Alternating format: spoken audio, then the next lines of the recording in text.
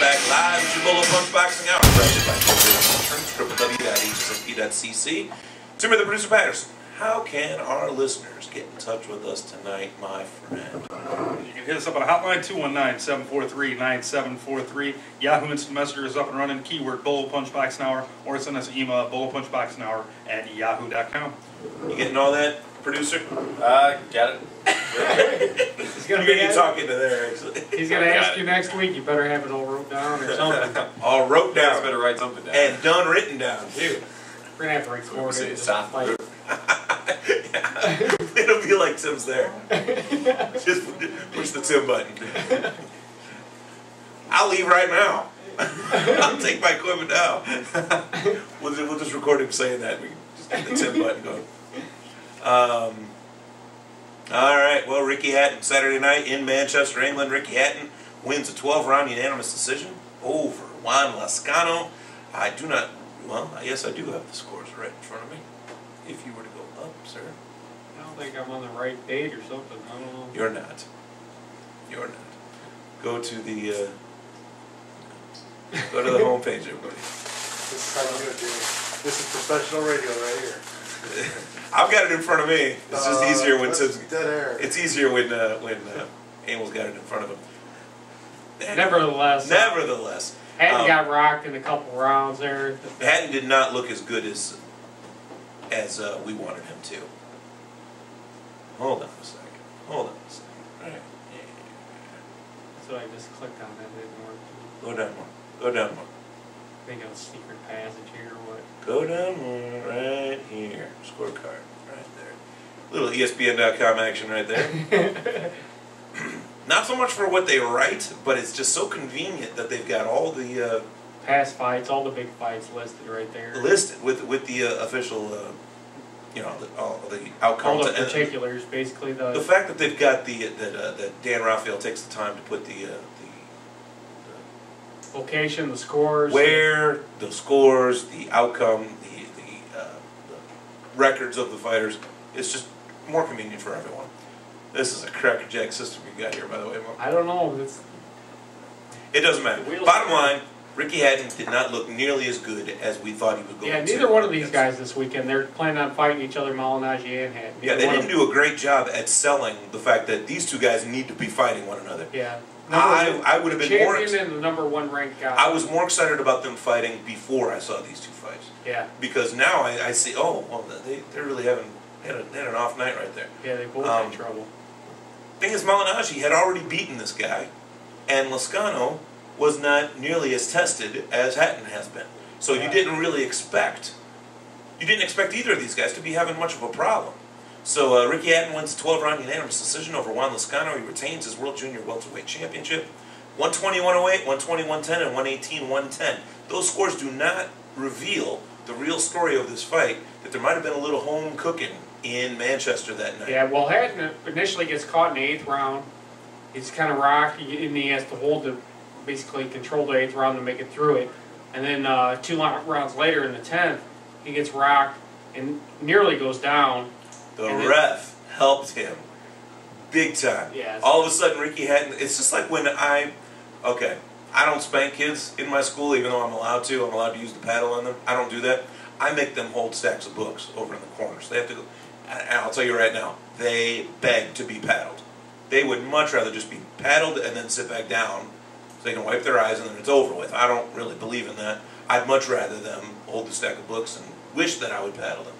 Because would you please just hit me, please, so I can sit back down? No, I'm not going to do it. So I'm sure I had a good reason for bringing that up. But Hatton, basically here in this round, he gets caught in the 10th. Second I put them the ref steps in. Second I put them in the corner with the books. The reason I brought this up. Second I put them in the corner with the books, all of a sudden their shoe comes untied. So they have to put the books down in order to quickly untie their shoes so they can tie them again so they can get their little rest. And also a school teacher, you know, kids are always coming up with reasons to screw with stuff. So Hatton goes over in the corner and Hatton gets hurt, and all of a sudden his shoe comes untied. Well, they're warning what do you call Lascano over in the opposite corner. And by the time they step for hitting Hatton in the body as he leans over, I don't understand why they're for hitting him in the kidney. it's basically It's a body fault punch for that leaning, hadn't turned. for leaning over. It's his fault for doing that. Yeah. So they warn Loscano and they turn around. Hatton's holding up his foot. My shoe's untied. My shoe's untied. Then he gets another, like, it was almost a minute he probably got there to recover. It was a circus. It was, I'm hurt, and here's my shoe. I love Ricky Hatton. You know what? I've got all the respect in the world for Juan Loscano. I think Loscano did better than the scorecards show, and he really had Hatton hurt right there. I don't know if he did better than what the scorecards show, but he definitely had a chance to win this fight. I think the scoring was actually pretty close to what I would have scored it. You know, he won the 8th round and he won the 10th round, but there was no knockdown, so you couldn't give him any extra points. And Hatton was winning pretty easily all the other rounds. But I think some of the earlier rounds were a little closer than cut and dry. But Hatton definitely was hurt bad enough that he could have ended up losing this fight.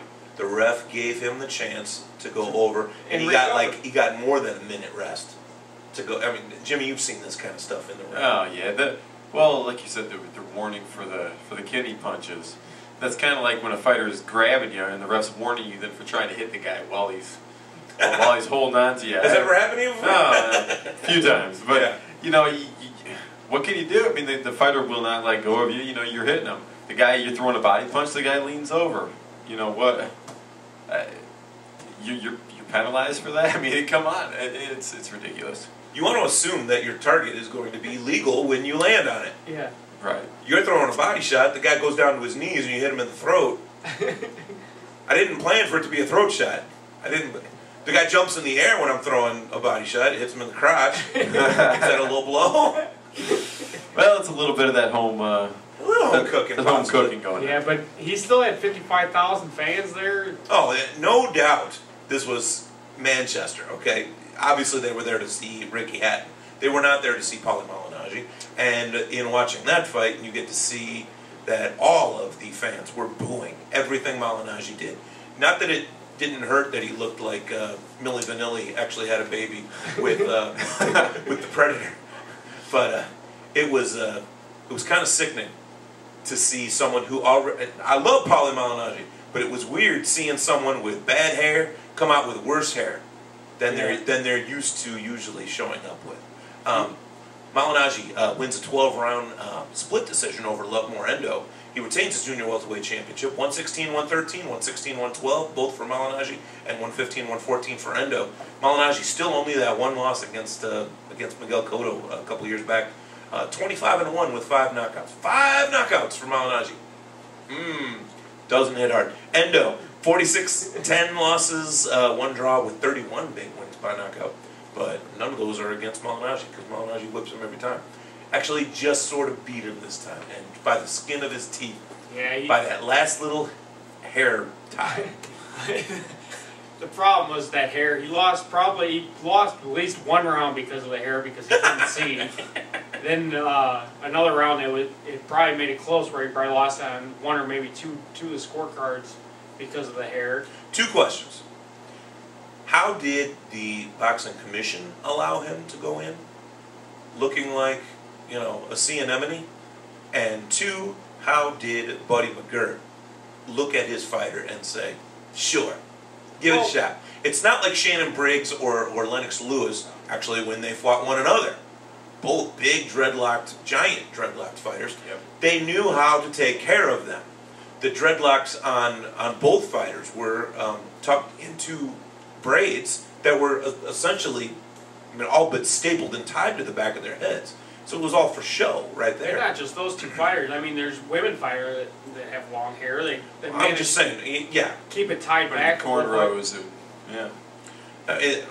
Shannon Briggs actually braided the dreads, which is kind of cool. So, I mean, he definitely took care of business. And there's no way that was going to... I mean, it looks like a big old baby arm in the back of his head, but...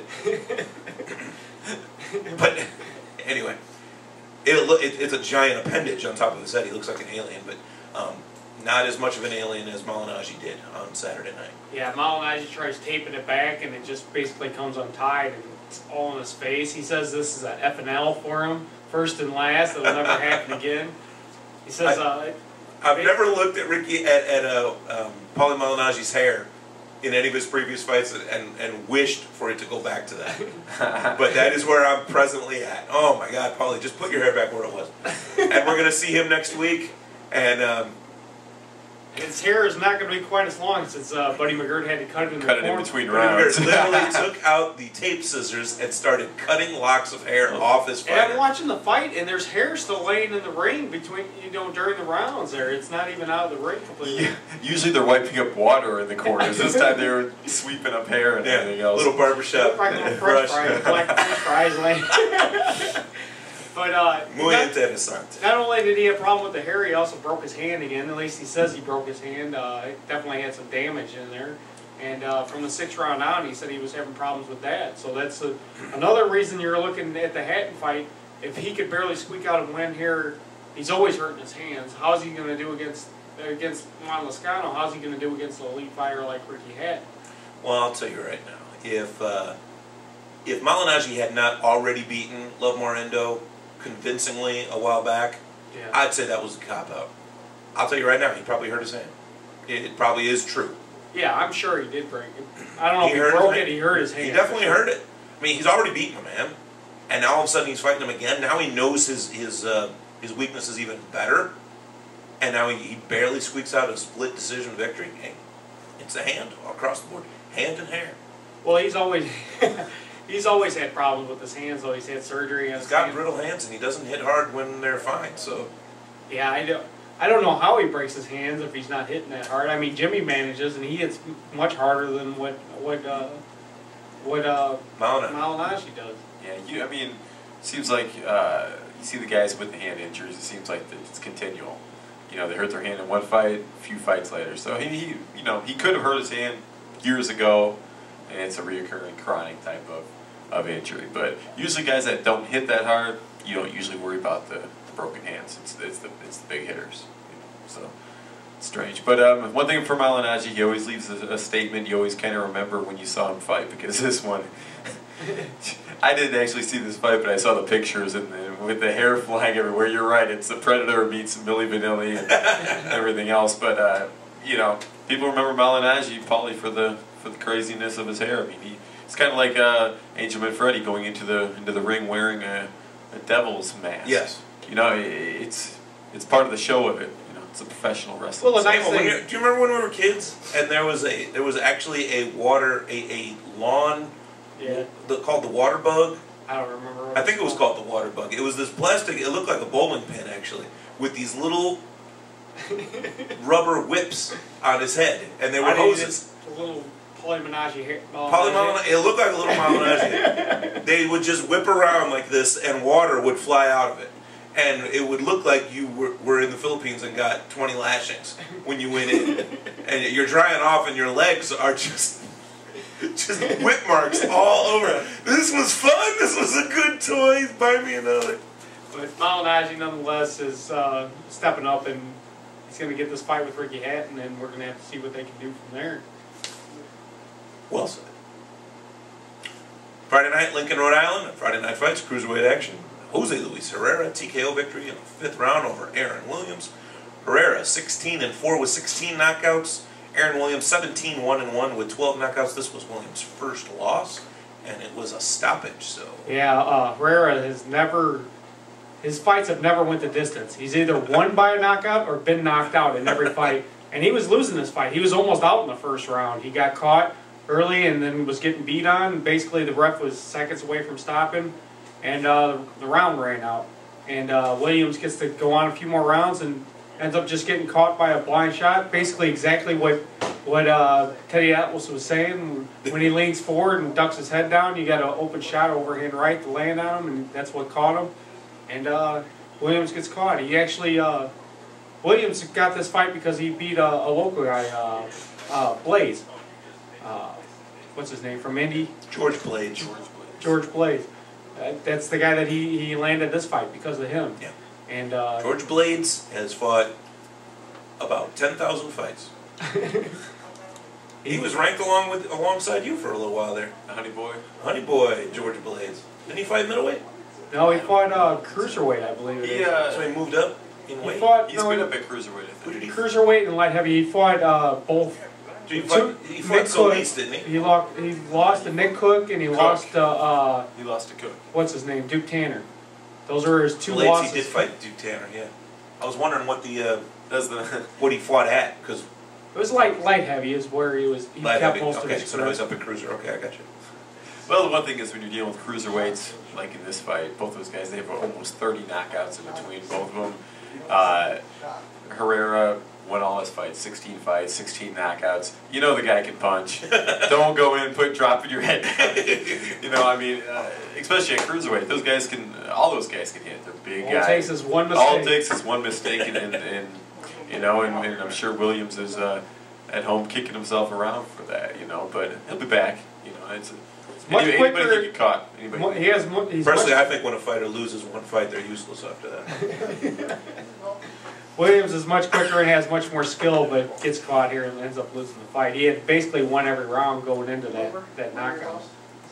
That was an absolute joke, by the way. Yeah, it's like, you know, it's like in baseball. You got a pitcher who's at the top of his game, wins almost every game, but you know, every once in a while they get him. You know, so I mean, he's down and out. Nah, he'll be back. So you're going to be back then? Is that what you're talking about? I'll be back. Jimmy Holmes, About 25 pounds lighter than what I am right now. not hanging him up just yet. Although Mr. Holmes, your father, is interested in you hanging up those gloves. I asked him. He is, but he's also interested in an exhibition fight for charity that might be taking place between your host over here on my right, Chris Guzman. Is that why you put that 25 pounds on to get and closer to the myself. weight class? Well, I was going to try to meet him halfway, but I got to put out like another Jesus. 40 or 50, and I can't do that. So I'm just going to move back down and whatever weight he comes in. You Three slap inches. him around. Whatever weight I come in at. There's no pressure there. I get to come in at whatever weight I want. Awesome. I'm going to bulk up. That's what I've been doing actually. I've been bulking up. I haven't been eating poorly. I've been bulking up for my fight. Whatever, chicken wings. Actually, it was Italian sausages last night on the grill. I dusted off my grill. I haven't grilled in a year. It's been in my fridge. It's been in my garage. That's how big of a fridge that Guzman has in his My house. grill. I keep it in the fridge. Out in the Kekawada States, that's where you have to cook, is in the garage. Because Yeah. you put the grill out on the back patio, it blows over. And you're speaking from experience there. Heavyweight action. By the way, I want to throw this in. Henry Coyle, the junior middleweight sensation, fighting out of Chicago immediately, originally rather from County Mayo in Ireland, now fighting out of Chicago. We bumped into him at the Diaz and Pacquiao press conference as well, and I spoke to him last night on the phone and got a real nice half-hour interview with him, about 22, 23 minutes, and we'll be playing that in about 15 minutes after we get through these. Pretty easy to figure out that he's from Ireland. Yeah, if you don't know in the first 5 seconds of talking, then you need to just pull the trigger. Heavyweight action, Jason Estrada, TKO victory in the 7th round over Moultrie Witherspoon. Estrada 13-1 with 3 knockouts. Witherspoon 14-2 with 8 knockouts. I'm going to steal this right from Dan Raphael. The most interesting part to this fight is that Jason Estrada actually stopped a guy. That is the story of this fight. He does hit hard, though. I'm surprised that he only has 3 knockouts. Olympic team member from 2000, along with Jermaine Taylor and all those guys.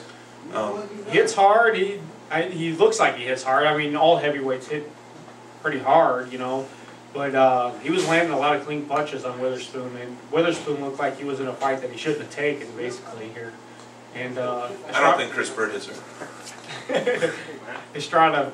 Well, when some guys are hitting, and some guys don't sit down with their punches, I mean, when they're moving, boxing, sometimes they don't have their feet planted all the way and using their legs driving that way. So, you know, you might have a real big guy, sometimes their punches don't come off with the power that it would if they sat down. Yeah, Estrada's kind of short. He's gotten up in weight where he's got kind of fat, basically, and then came back down. He weighs 239, and he's like Tyson size.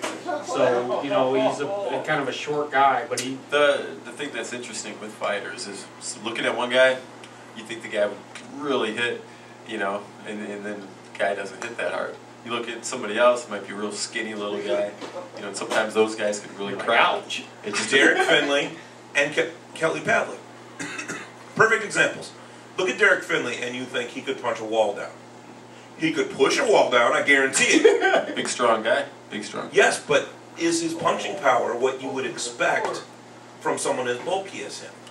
Well, a lot of times they tell you not to try to bulk up when you're boxing because you want to be more. You want to be loose. limber, yeah. You want to be more limber to get more snap in your punches. Some guys have a thud. George Foreman had a big, he threw big clubbing shots like that where you had It's more of an accumulation of punches. more just you have power because there's just so much weight behind the shots, but they don't have as much snap. You have some guys that have a lot of snap. Evander Holyfield, when he landed a right hand on Buster Douglas's chin, a lot of snap in that right hand. But he wasn't. He's not nearly as big of a guy as Foreman. But I mean, it just depends on the amount of snap. Some guys have real good, fast twitch muscles like that. So look at Kelly Pavlik. Not even that ripped of a body. You would think he's, changing someone's oil. Not that ripped. He's not. He's ripped at all. Not ripped at all. Basically. Okay, well, okay. Thought you were about to go the other direction. Oh my God, he's so ripped. No, he's not. He looks like he's working in a garage. That's the thing. He looks like an average guy. Here's my keys. Change the oil. And the dude hits so crazy hard. It's like, what? That's the thing with boxers. You never know. You never know what you're going to get. I mean, sometimes you have a guy that looks fat, out of shape, everything else. That guy can go. That guy can go 10, 12, 14, 15 rounds sparring. I see it in the gym all the time. You have other guy. He's all cut up, but he's tight. He's not as relaxed as the other guy.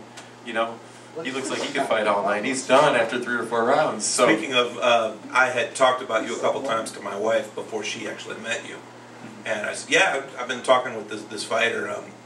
I met him, the night I met him, I got his hand wrap and everything, got a picture with him. I saw him at a couple other fights, I judged a couple of his fights. He's a pretty cool guy. I think him and his wife are going to come out to a party that we're throwing. And she goes, that's cool, I've never really met a fighter. And then this skinny Ichabod Crane dude comes walking in, she goes, is the boxer here yet? I said, you met him, I just introduced you to him, this is Jimmy Holmes. She goes, that guy? So little. Now you should see my wife at a Jimmy Holmes fight. She is cussing and tense and just, her nails are digging into her own hands. Yeah. My wife is Jimmy Holmes' girlfriend, that's for sure. And that's pretty much that. Let's take a really quick break, and we'll come back to all the fights that are going to get us through the upcoming week, and then we'll get to that Henry Coyle interview, the Irish sensation fighting out of Chicago. This is your Bolo Punch Boxing Hour, brought to you by George Rogie Insurance, www.hssp.cc, sportsjuice.com. Hello, this is ring announcer Lupe Contreras, and you are listening to Los Más Machos.